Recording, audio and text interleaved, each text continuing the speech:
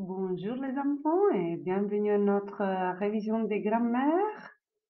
Aujourd'hui, on continuera à faire les adverbes et en particulier, on fera les adverbes de quantité.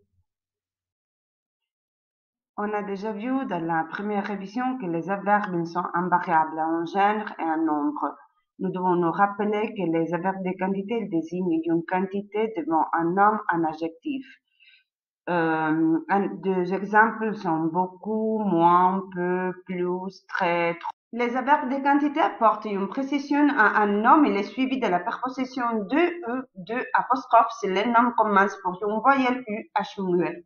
La maîtresse donne trop de devoirs. Dans cette phrase, trop précise devoir. Elle boit peu d'eau. Dans cette phrase, peu précise d'eau.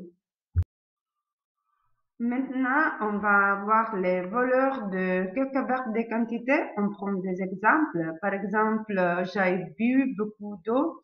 Ça veut dire que j'ai bu une grande quantité d'eau. Il y a trop de sucre. Ça veut dire qu'il y a une excessive quantité de sucre.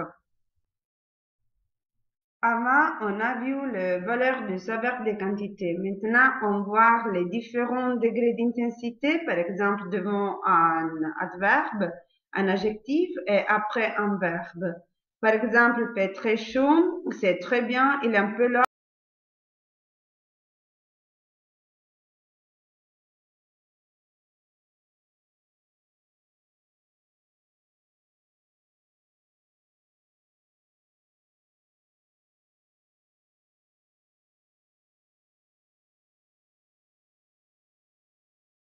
Voilà des exemples d'utilisation des adverbes de quantité avec le verbe pour ce qui concerne les temps simples. Par exemple, dans la phrase dans la semaine nous aurons fait, il va se placer après.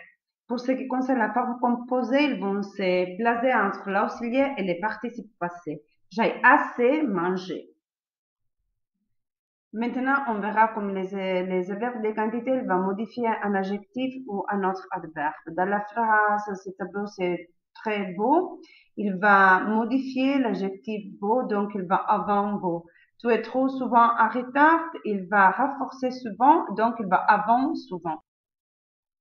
Pour aujourd'hui, on a terminé. J'espère que cette révision il sera claire et pas lourde. Donc, on se voit la prochaine fois.